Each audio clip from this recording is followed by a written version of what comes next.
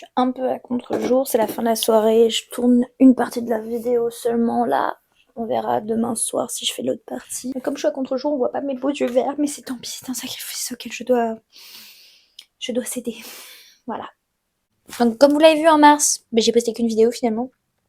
Et c'était le bilan de la dernière fois, je crois. Ouais, je fais que des bilans en ce moment. J'ai une autre vieille vidéo qui date de 2023 que j'ai toujours pas fini de monter, mais elle est longue aussi à monter et elle sera pas tellement worth it à la fin, mais c'est juste pour vraiment avoir genre tout posté et être tranquille. Donc c'est pour ça que je décale mes autres vidéos en attendant de poster celle-ci, puis après je reprendrai les vidéos entre les vidéos mensuelles quand j'aurai le temps et l'envie et la passion et la motivation. Comment bien résumer tout ça? Tout ce qui finit en ion. Sauf l'oignon. J'aime bien les oignons. Oui, je divague. Hello là, bonjour, bonsoir, en bref, salut mes petits cocos, bienvenue à tous les nouveaux petits rats de bibliothèque, tandis que les abonnés, bon retour sur ma chaîne. On va reprendre là où on avait laissé le dernier bilan de février, là c'est le bilan de mars. La dernière fois,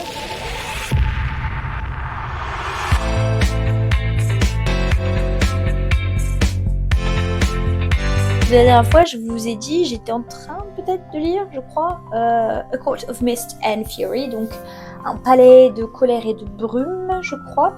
Donc c'est par Sarah J. Maas, ça me fait environ 660 pages, mais moi je suis pas précisément sûre de quel nombre de pages j'ai lu sur ma liseuse parce que moi j'ai plus une intégrale quoi, donc c'est à plus de 2000 pages. Comme c'est le deuxième tome, je voyais pas précisément à partir de la page 1 jusqu'à la dernière page combien ça faisait ce tome-ci. J'ai plus ou moins calculé, donc comme je vous dis, environ 660 pages. Il est sorti en 2016. J'avais hâte de le lire parce que j'ai tellement en fait bien aimé le 1, mais tout le monde n'arrêtait pas de me le vendre comme quoi celui-ci serait 10 000 fois mieux. Et j'ai bien aimé la rencontre d'ailleurs de nouveaux personnages, les retrouvailles de certains que j'aime bien. Aussi j'ai bien aimé avoir finalement l'explication de pourquoi un certain personnage tout le monde ne semble pas l'apprécier alors que dans le 1 il était quand même... Enfin, ça allait quoi, il était sympathique. Mais pas aussi bien que celui que je savais que j'allais aimer et que j'ai encore plus aimé dans ce livre. Et on gère les aftermaths, les conséquences du tome 1, l'évolution des relations et des sentiments et de la personnalité des personnages, surtout de la personnage principale. Ouais, je comprends la hype de cette série. J'aime beaucoup re-rentrer dans cet univers, c'est très facile à lire même si je suis en anglais. Et j'ai pas envie de révéler trop de spoil parce que moi, du coup, j'y suis allée principalement à l'aveugle, même si j'ai quand même eu pas mal de spoilers une fois que j'ai lu le premier tome, parce que j'ai traîné sur les réseaux, et là vous dites mais elle est bête ou quoi, mais en même temps ça m'a donné encore plus envie de lire celui-ci. Dans celui-ci j'ai eu quelques parties que je savais déjà, qui auraient peut-être été plus émotifs pour moi si je ne savais pas, mais en même temps j'ai kiffé d'avoir enfin les explications du pourquoi. Et quand c'est vraiment une série que j'aime beaucoup, je me fais légèrement spoiler parce que je suis trop impatiente, ça me dérange pas parce que si c'est bien écrit, je m'en fiche d'avoir été spoilée, j'aime savoir le comment du pourquoi. Là c'était le cas. On verra. Ouf, damn. On voit la nuit comment elle est tombée vite. Donc là, je pense que le tome 3, j'ai été beaucoup moins spoilée. Et c'est pour ça que j'avais plus de matière à apprécier. Donc j'avais hâte de passer au 3. Donc ça m'a pas du tout dégoûté de la série, ce tome 2. Je l'ai fini même en 5 jours, ce tome-ci. 27 février. Je lui ai mis 5 étoiles et c'était mon coup de cœur de février. Alors oui, pourquoi est-ce que je vous parle de février ? Comme d'habitude, c'est juste que j'avais tourné la vidéo comme là... peu de jours avant la fin du mois et du coup j'avais besoin de le retour final et la note finale du livre, donc là j'en profite pour faire ce qu'il faut faire. Ensuite après ça j'ai le King of Greed par Hannah Heng, donc c'est un peu le roi de l'avarice, si ça se traduisait. Il est sorti en octobre dernier, donc octobre 2023. Et il fait environ 320 pages. C'était à propos d'un mariage où l'homme est un workaholic, donc c'est enfin bref, c'est quelqu'un qui est genre...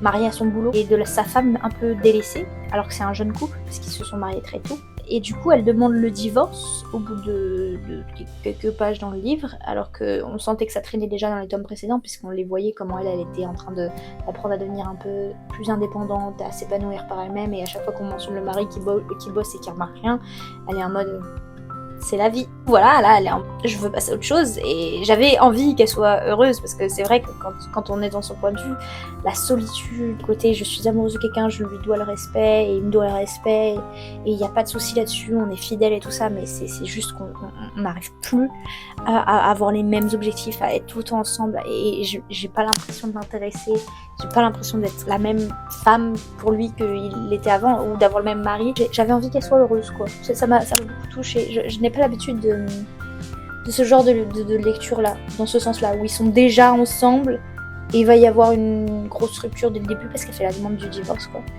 J'ai bien aimé aussi la partie réaliste du côté de... Elle doute tout le temps de... Est-ce que je fais bien pas une erreur? Est-ce que c'est normal que je sois comme ça alors que je suis si jeune? Enfin, dans son point de vue à elle, mais... Ce que je ne m'attendais pas, parce que moi, franchement, quand je lisais les autres tomes, j'étais en mode... C'est vraiment un connard. Enfin, c'est même pas qu'il fait exprès, c'est ça le truc. Mais c'est vraiment un connard. Il remarque même pas que, ouais, sa femme, elle est pas heureuse, quoi. Enfin, oh, ma mariée, pas tant que ça, hein. Et bah là, quand j'ai eu ses points de vue à lui, quand il y a le wake-up call, quoi, quand elle lui demande le divorce, quand il voit qu'il est sur le point de la perdre, quand il réalise tout ce qu'il a pas vu jusqu'avant, et qu'il s'auto-flagelle, limite, et oh, les loopings dans mon ventre. Il m'a... Son angoisse, son désespoir quand il réalise qu'il la perd pour de bon, quoi. Oh. Moi, j'ai pas l'habitude, hein. J'ai pas l'habitude.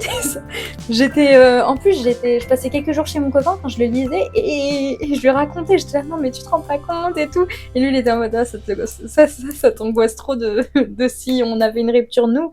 Mais c'est vrai que j'ai tellement l'habitude du sens inverse que ça m'a fait bizarre, là, de commencer direct sur les chapeaux de roue. Je sors une expression random. Non, mais ça m'a... Ouf, j'étais pas prête émotionnellement. Mais la fin, j'ai trouvé ça assez parfait et crédible. Si on lit ça, c'est parce que ça reste une romance. Donc ça veut dire qu'il y a quand même des sentiments pour les deux, l'un comme pour l'autre. C'est juste lui, il est décidé à... Ok, tu vas divorcer, on va divorcer. C'est ce que je mérite. Maintenant, je vais te prouver que je veux pas d'autre femme. Que ce sera toi ma femme et uniquement toi. Rien t'en parler là. J'étais pas prête. Ouais, la façon dont ils résolvent leurs problèmes, c'est peut-être un petit peu rapide parce que c'est un petit livre. Enfin, un petit film trop. J'ai dit combien? 320 pages. Donc ça pourrait être un peu plus gros. Et en même temps, c'est une romance. Une romance, il y a pas besoin de s'étaler pendant des pages et des pages. Du coup, ça m'a donné l'impression que c'était rapide, mais en fait, ça l'est pas, je pense. Il y a bien des ellipses temporaires entre chaque événement. En fait, ouais, c'est l'idée que le temps de séparation reste très importante pour que lui, il réalise tout ce qui marchait pas avant et tout le travail qu'il doit faire sur lui-même. Et elle aussi, pour qu'elle apprenne à ne plus se laisser faire si facilement et à attendre bêtement que l'autre réagisse et qu'elle prenne les choses en main parce que c'est sa vie à elle aussi, c'est pas que la sienne à lui. Enfin bref, le changement radical chez nos personnages en moins d'1 an environ. Seulement, ça me fait un peu faire la moue. Et puis c'est aussi la fin, dans le sens... moi, je trouve ça bizarre de retourner avec son ex. Je n'ai pas l'habitude d'aimer les second chances. Là, c'était très très bien, on n'empêche. Mais ça m'a fait bizarre. Je me dis... Je sais pas, moi, s'il y a eu un divorce, enfin, c'est même plus une séparation, là. C'est un divorce.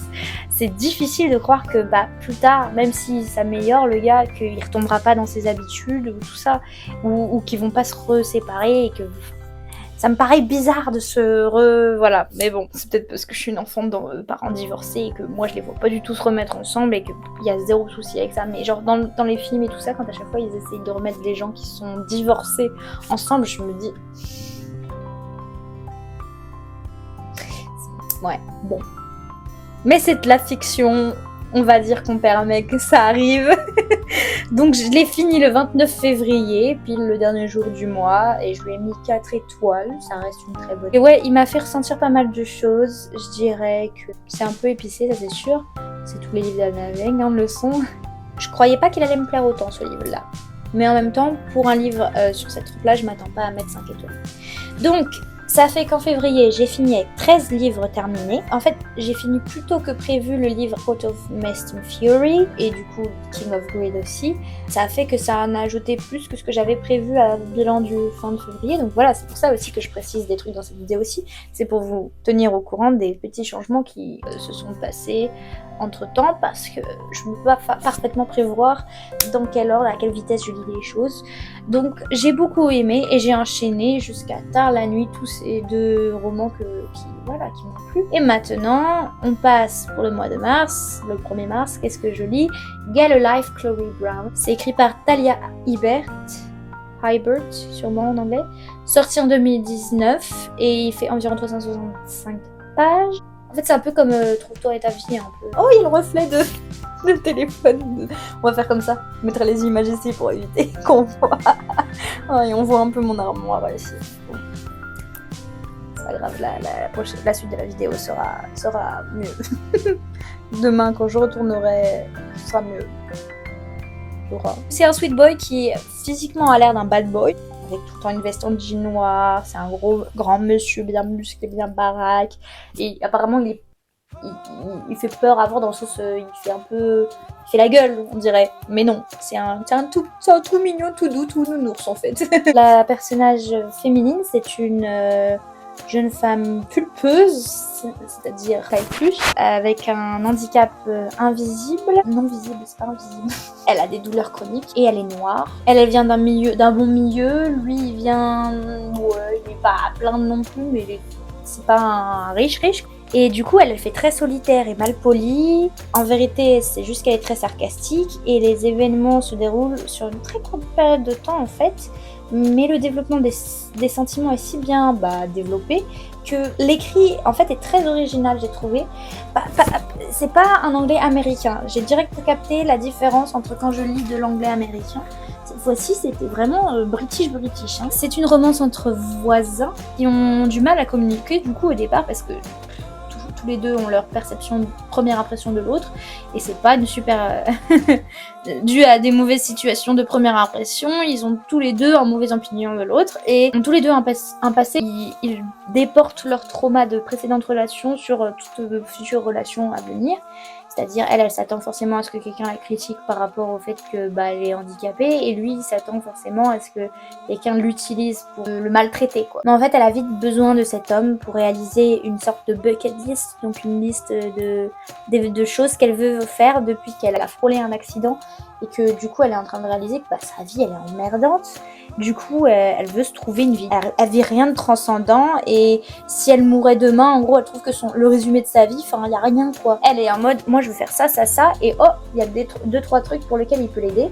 Et dès qu'il commence à l'aider dès la première étape, en fait, il réalise qu'elle est beaucoup plus qu'une simple façade de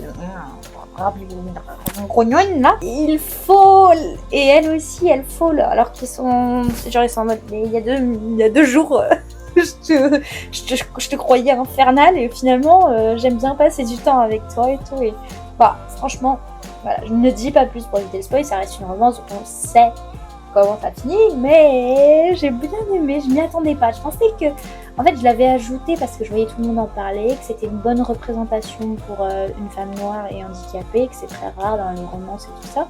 Et du coup, j'étais en mode, bon, on va voir ce que ça donne. Je m'attendais pas à l'épice. Je ne m'y attendais pas. Mais pourquoi est-ce que je suis choquée? C'est une certaine booktubeuse qui l'a recommandé, et elle a pas tendance à ne pas aimer les épices, donc j'aurais dû savoir, mais j'avais oublié entre temps. J'entends tellement parler tout le temps des mêmes gros romans sur TikTok, Booktube, Bookstagram, que c'est vrai que les petits romans comme ça qui ont eu leur période qui a marché sur Booktube par exemple, quand ça venait de sortir, c'est vrai que ça fait 1 an, 2 ans qu'il n'y a plus trop de vidéos dessus, du coup, et ça, en fait, c'était très bien. C'était très très bien. Donc, je lui ai mis 4 étoiles et je l'ai fini le 4 mars. Je l'ai lu en 4 jours.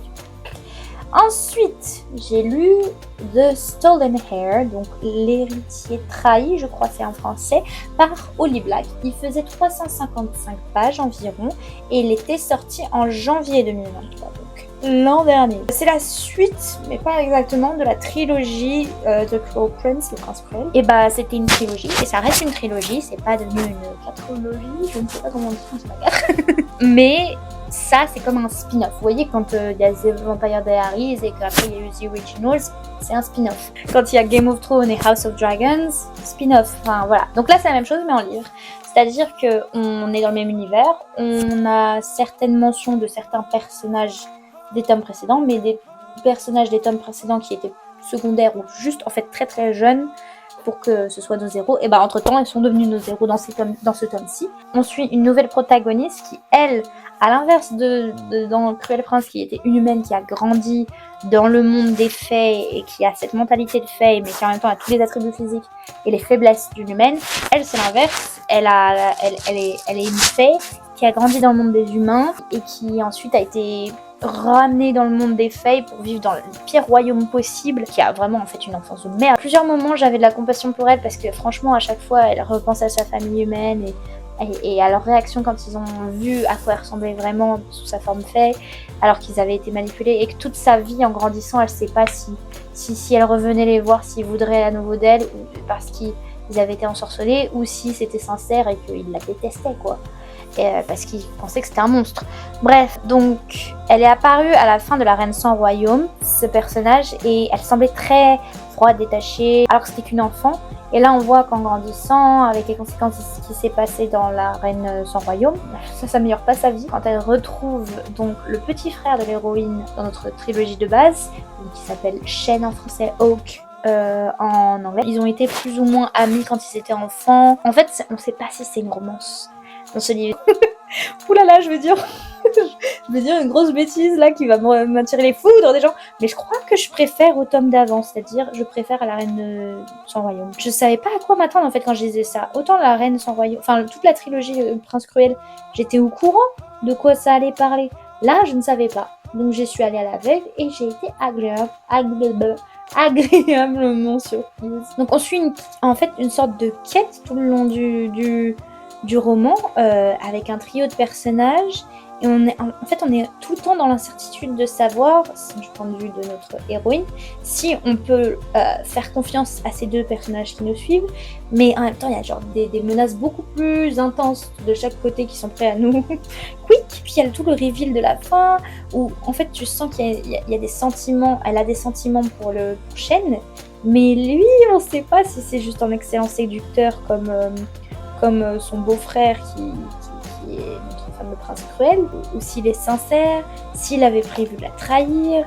En fait, on comprend pas tout, et à la fin, il y a un gros plot twist.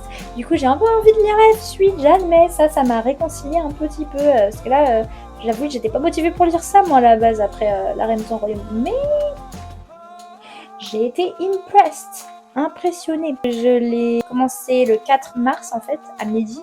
J'ai enchaîné après jusqu'au 7 mars. Pour un livre de 355 pages, je trouve que c'est le plus vite que j'ai lu ceux de cette série. Ça m'a donné cette sensation épique et cette sensation de on découvre le monde. Je pense que c'est le fait que j'étais totalement prise par surprise. Mais une bonne surprise.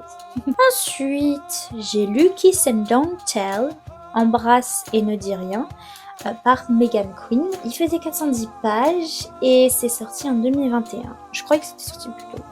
Mais non. J'ai préféré ça pour l'instant à la série Meant to Be, donc vous savez avec A Not So Meet Cute, So Not Meant to Be et A Long Time Coming. Les trois là que je vous avais dit j'avais bien aimé le premier, beaucoup. J'avais bien aimé le deuxième, le troisième. Là, du coup, ça a rattrapé le dernier que j'ai lu d'elle. Pour l'instant, ça fait que je commence à peine cette série, même s'il y a bien moins de fesses dans l'histoire. Ceci dit, ça reste un peu épicé, hein. Enfin, c'était mon mois épicé, là. Je sais pas ce qui s'est passé. Mars, Pompélope, quoi.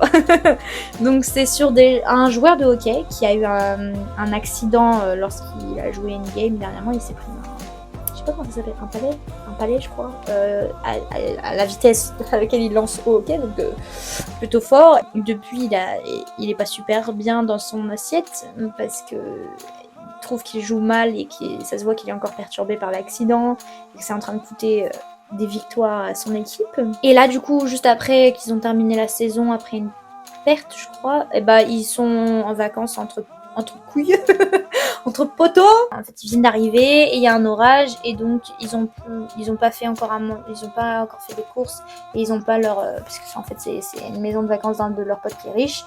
Ils ont pas le cuisinier qui est encore arrivé, donc ils sont en train de mourir de faim. Puis il y a une meuf qui pointe son bout de son nez, qui toque, qui est en mode ma voiture est complètement à plat. J'ai besoin d'emprunter un téléphone. J'ai la nourriture dans mon sac, si vous voulez. Et après un faux départ de l'aventure dans laquelle en fait elle s'est lancée de son côté après la mort de sa mère, elle se retrouve à cohabiter avec du coup 5 joueurs de hockey.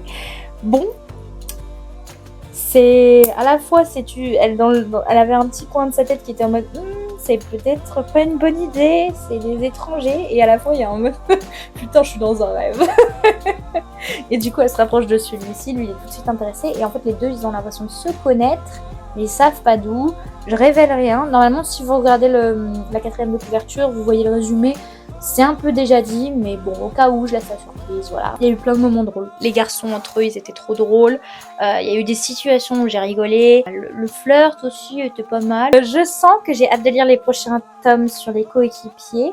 Donc celui-ci, je l'ai commencé le 7 mars du coup, et je l'ai fini et lu jusqu'au 11 mars. Qui c'est demande-t-elle? Je lui ai mis 4 étoiles sur Goodreads. C'est une très bonne note. C'est très bonne note. Je sais pas quel accent c'est, mais voilà, comme j'ai oublié un mot, on part sur un accent. Ça fait déjà 30 minutes de vidéo, la suite on verra demain. Ah, finalement, j'avais prévu de me faire toute mignonne et tout. J'ai pas fait ça jeudi, finalement là je fais vendredi, donc on est le 29. J'ai eu le temps de finir un livre que j'avais pas fini la dernière fois que j'avais tourné par exemple. Et comme vous voyez, j'avais dit ouais je peux maquiller, blablabla, mon cul t'es une grosse flemmarde, ma cam.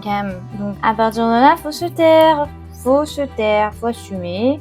Oui, ma tenue a un peu changé entre temps aussi parce que du coup je vais pas remettre 3 fois la même tenue parce que j'avais... Ah oui, hier j'ai été assez bête pour me réveiller pareil et garder cette chemise et toute la tenue pareil parce que je pensais que je tournerais à la fin de la journée. Ça s'est pas passé comme prévu. Du coup là je remets la chemise pour pas trop vous perturber, mais bon on voit que c'est pas la même journée hein. Bon. Et je crois que je m'étais arrêtée avant The Fate of Ten. Bah voilà.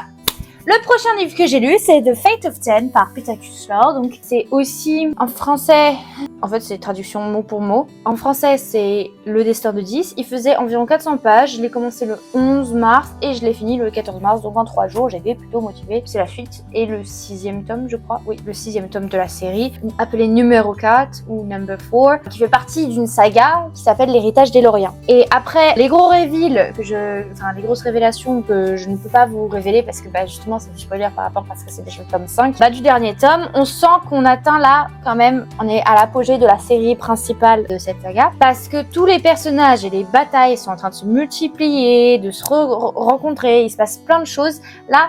Contrairement aux 2 premiers tomes où je me rappelle, j'avais bien aimé les films, mais de lire ça c'était un peu long, un peu et le deuxième aussi j'avais eu du mal à démarrer, puis ensuite à la seconde moitié c'était devenu intéressant.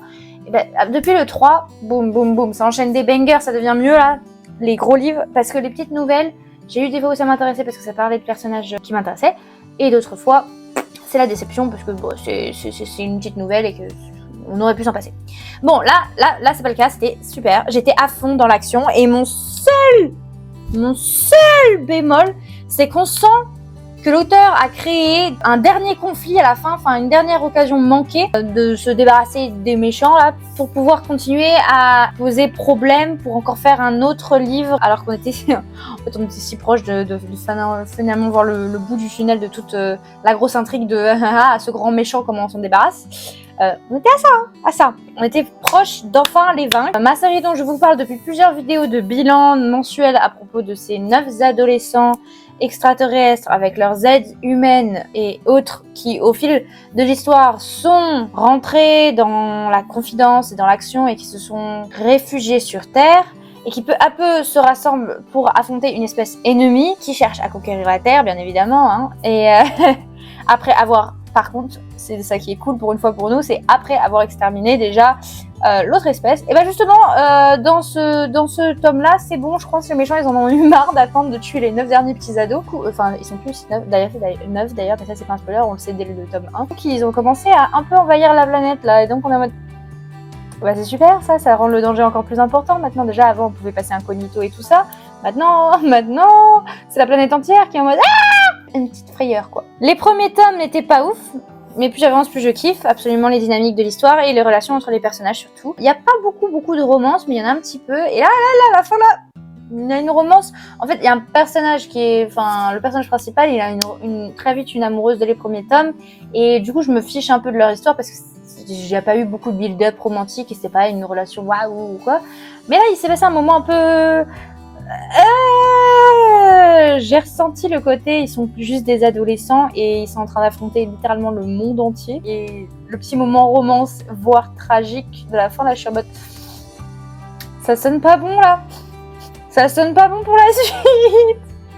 Bon, je savais que son amoureuse allait avoir quelque chose d'injuste à la fin, parce que j'avais vu le spoiler des gens qui étaient là, pauvre Sarah à la fin, elle a la pire fin, blablabla. Et moi j'étais en mode... oula, ça va finir en rupture alors qu'elle le soutient depuis le début, alors que c'est une humaine. Et bah, je ne dirai pas plus, mais j'ai été surprise, ce n'était pas ça du tout. Donc je suis trop investie, j'arrive pas à croire qu'en fait là il me reste plus qu'un tome de la série principale à lire. Bien sûr, j'ai prévu de continuer de lire dans l'ordre les nouvelles, il en reste encore un petit paquet, et les petits romans spin-off, c'est-à-dire c'est des petits romans qui ne doivent pas dépasser 200 pages en général, mais c'est censé être un peu la suite de ce qui se passe là. Donc j'ai un minimum de spoiler de savoir 2 personnages qui vont survivre, et c'est tant mieux, c'est 2 personnages que j'aime beaucoup ensemble, donc c'est cool qu'on va pouvoir les suivre dans les prochains tomes. Mais voilà, je suis pas à l'aise pour plein de personnages que j'aime bien. Je sais pas, là le prochain tome c'était celui où on va quick les gens. Il y en a déjà vu quelques-uns là que j'étais pas contente qu'on a quick, alors j'étais beaucoup on va passer à autre chose. J'aime vraiment l'univers de ces romans. Ça date de 2015, ce tome-ci. Mais franchement, je n'ai pas de soucis avec du tout, pour une fois, parce que souvent, les vieux livres, on remarque quand on les lit plus tard qu'il y a plein de trucs qui font pas. Bah là, j'ai pas remarqué plus que ça. Il y a des personnages badass, d'autres qui m'attendrissent, il y en a qui sont complexes. Et il y a tant de matière à développement, en fait, dans cette série. Or, c'est ce que je préfère lire dans une série perso. Moi, je lis pour les personnages et les relations et pour l'évolution. Si je vois que les histoires partent de plus en plus vers un truc qui m'intéresse pas, je lâche la série. Ça m'est arrivé très très peu, mais par exemple pour la série Léopard, ça m'est arrivé. C'est dans le sens inverse, c'est vraiment le premier tome. J'ai pas tant apprécié que ça a été long à lire. J'étais au lycée ou au collège quand je l'ai lu, et ensuite j'ai mis longtemps avant de même commencer le deuxième, tout ça pour l'abandonner, et j'ai repris que l'an dernier.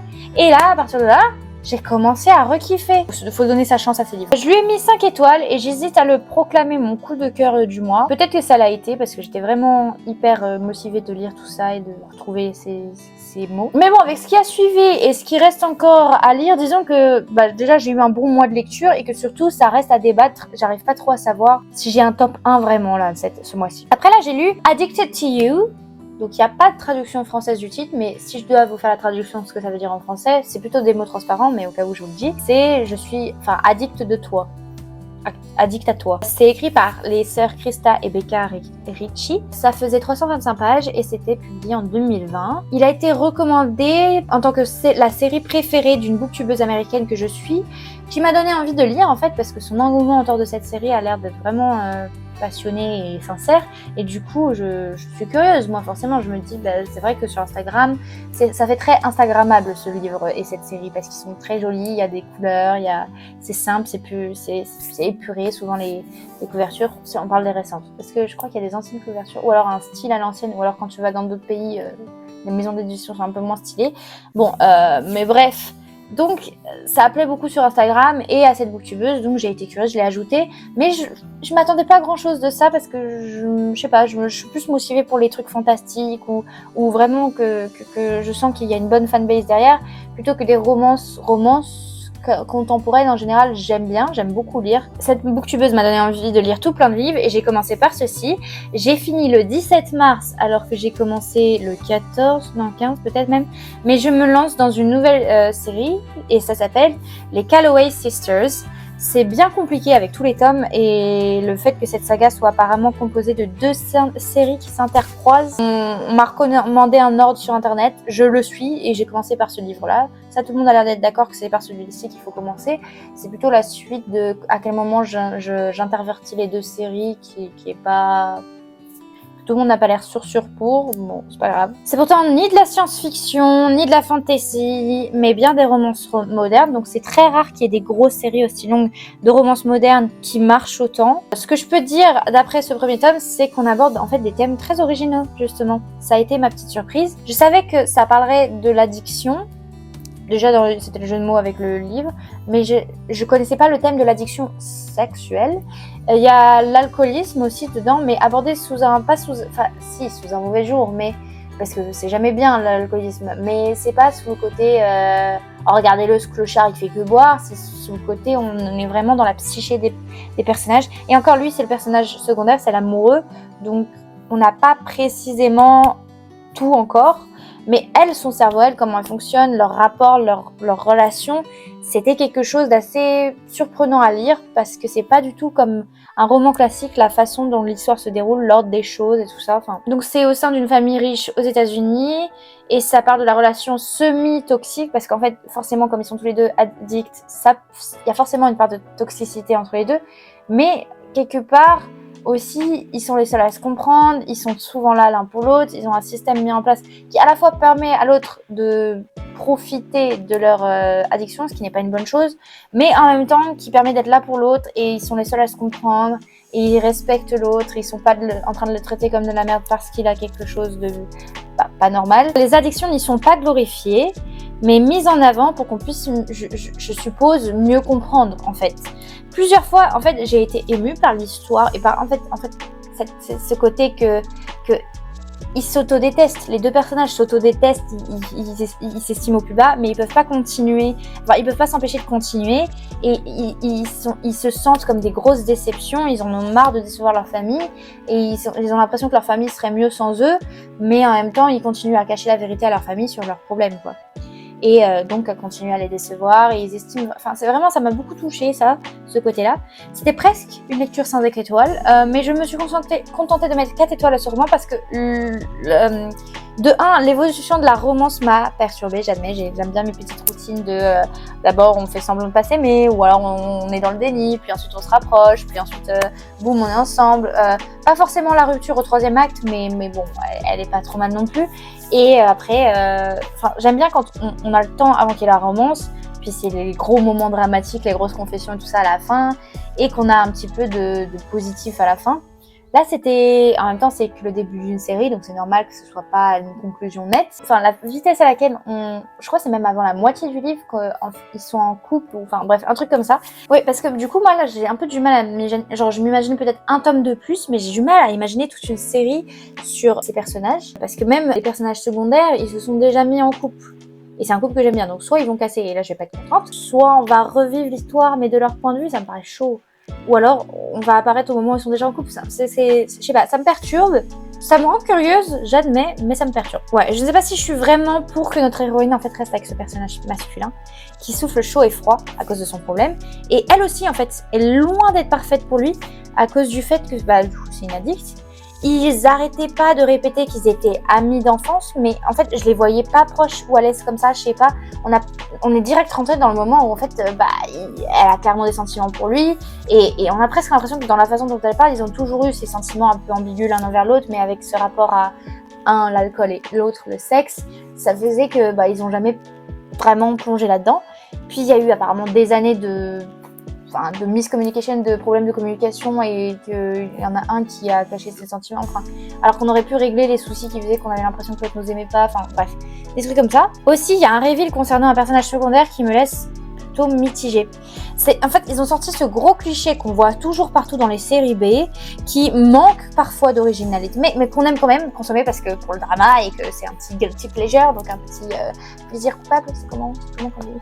Péché mignon, voilà, péché mignon. Vu que ce roman me paraissait en fait plutôt réaliste jusque-là, parce que justement ça abordait des thèmes réels, et comme ça changeait un peu les schémas classiques de romance, ça donnait l'impression d'être une vraie histoire, parce que les vraies histoires, il n'y a pas un ordre précis dans la vraie vie. Des choses qui se déroulent dans une romance, croyez-moi, hein, j'ai un peu bafoué mon départ de relation, moi, voilà, c'est la vraie vie, c'est pas parfait, quoi. Mais bon, pas grave. Mais ce reveal, cette révélation, ce plot twist, je le sentais venir un petit peu, je sentais qu'il y avait un truc avec ça. J'étais mais non, ils vont pas faire ça, s'il vous plaît, mais non.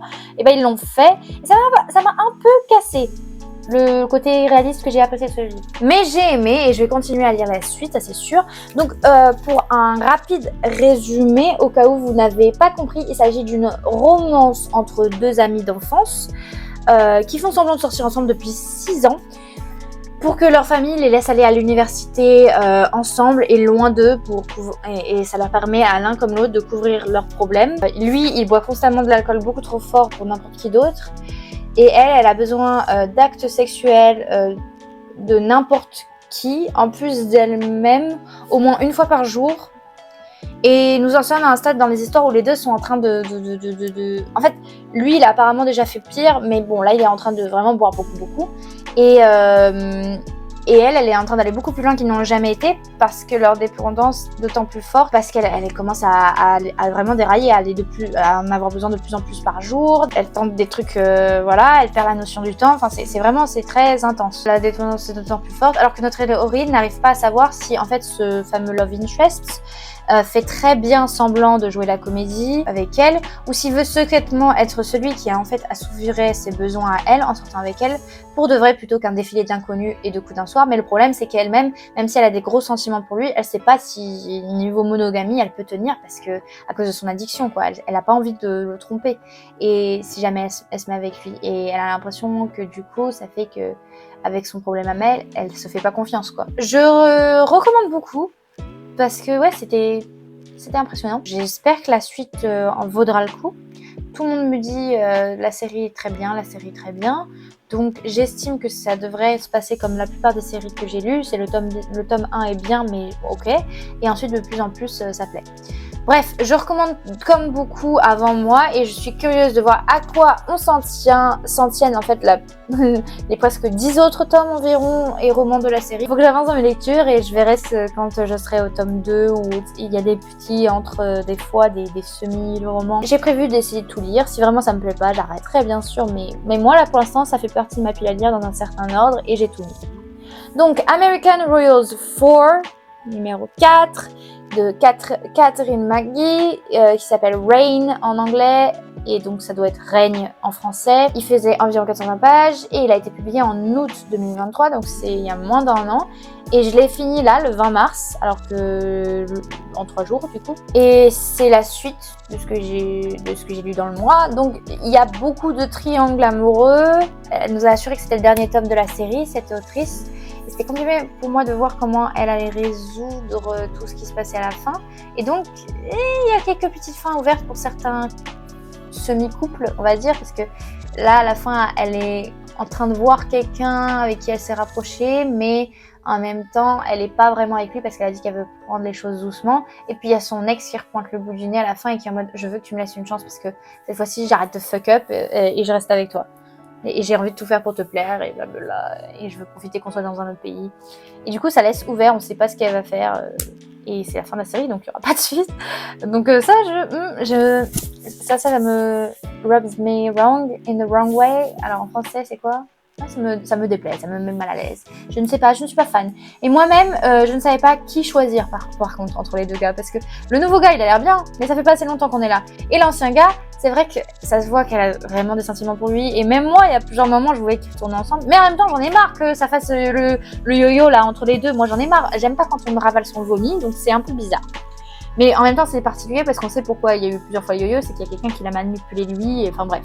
Donc, j'étais partagée. Mais pour autant, je ne suis pas satisfaite de ne pas avoir de réponse précise. Du coup, j'aurais aimé un peu plus de développement pour ces couples-ci. Aussi, pour les couples que j'aimais bien, plutôt que de continuer de faire des hésitations et des conflits, j'aurais aimé qu'on les voit un peu plus dans ce tome-ci. Surtout qu'ils ont introduit un autre personnage qui m'ont fait croire qu'elle allait le quitter. Et j'allais dire, ah non, elle quitte pas encore un autre gars pour un autre gars dans un nouveau tome.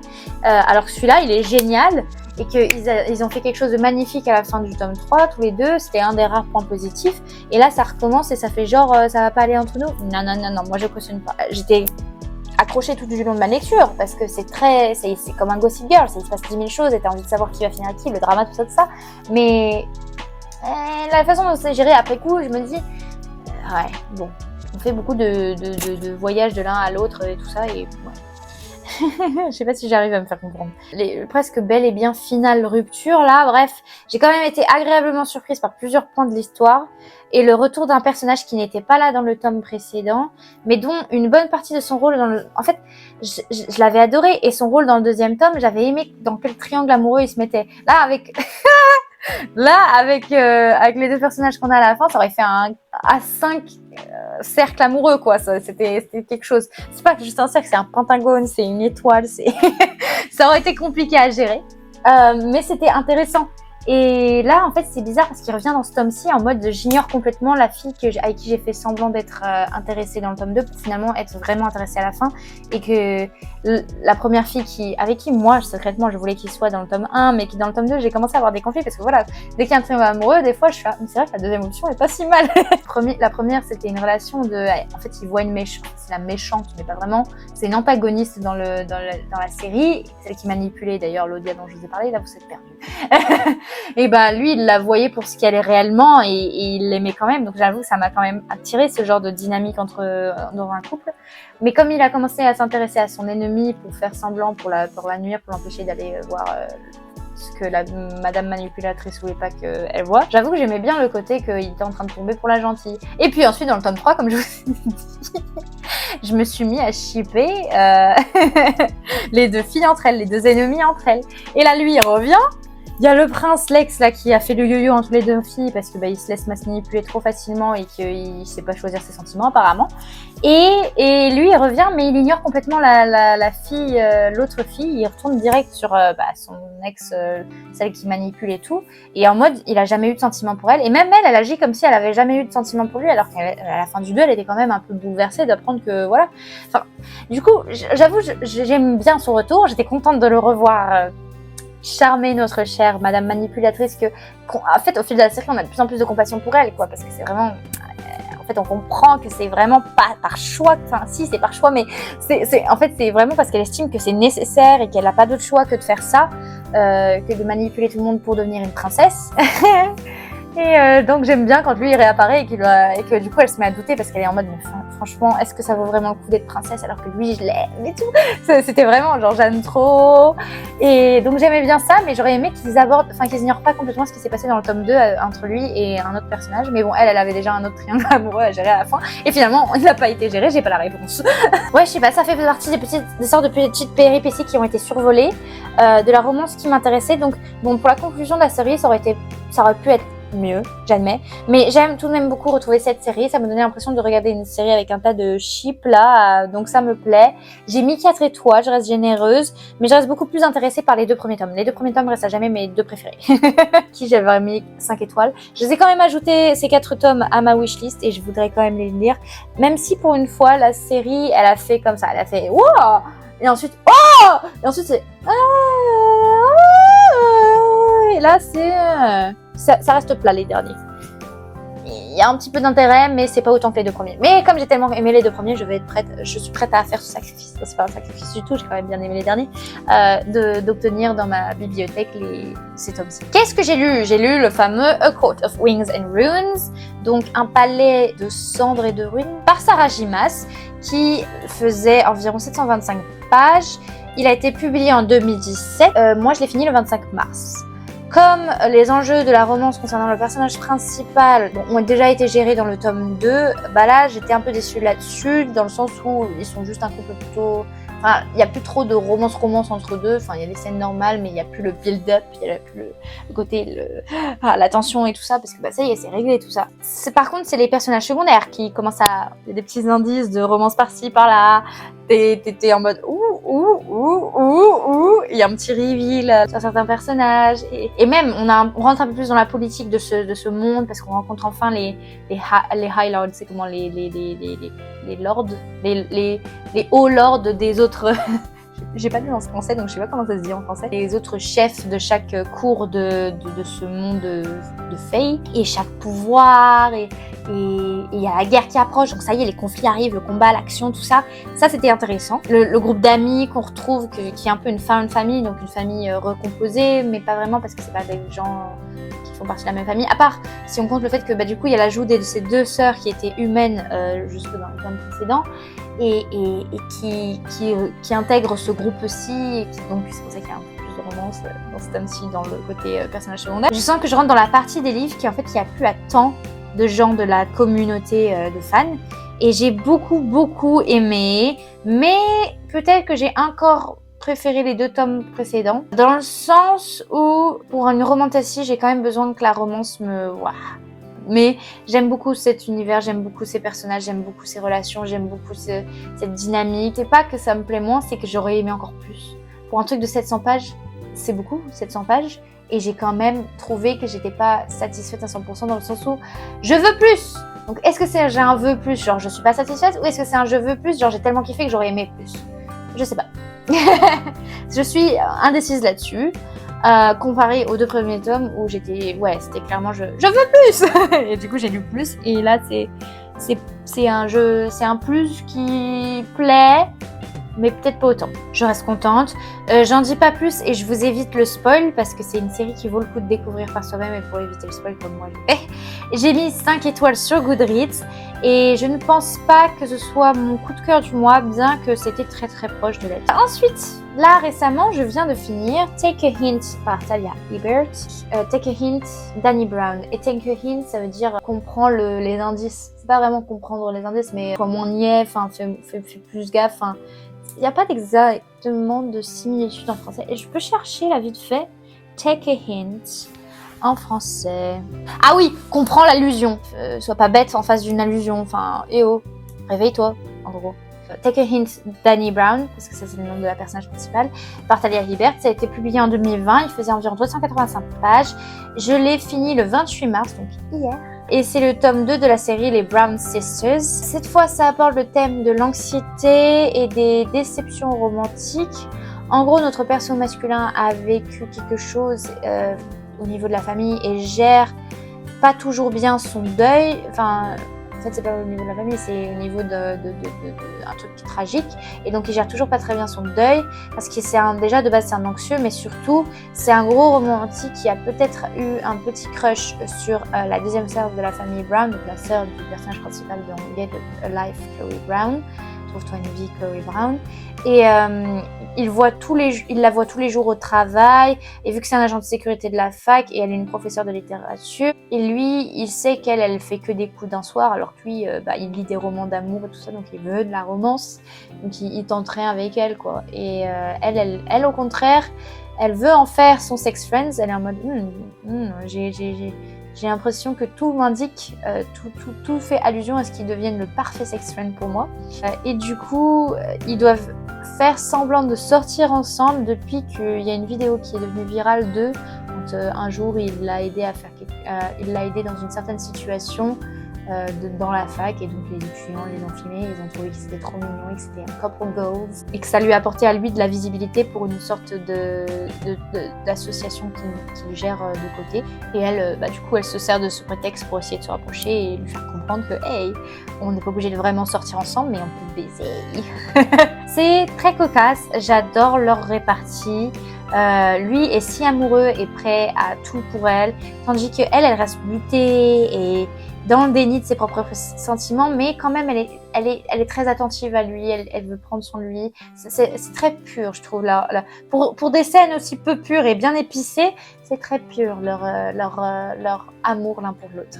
Et c'est assez épicé quand on vient à peu près à la moitié du livre. Donc je pense que ça vaut peut-être même un 5 étoiles. Mais pour l'instant, je vais me contenter de 4,5 sur Insta. Et je vais mettre que 4 sur Goodreads. Je sais pas, je pense que la fin, je trouve que ça a été un peu géré vite fait. Donc voilà, ça fait que j'ai lu 8 livres en mars. Normalement non, là. Aujourd'hui, j'ai commencé un livre. Nous sommes le 29 et il s'appelle Those Three Little Words. Donc c'est 3 petits mots par Megan Quinn. Il a été publié en 2022. Il faisait 560 pages sur Goodreads, mais moi là, quand j'ai ouvert aujourd'hui, j'ai vu qu'il faisait 490. Normalement, je pense le finir pour le 3 avril, voire même peut-être avant le 2 avril.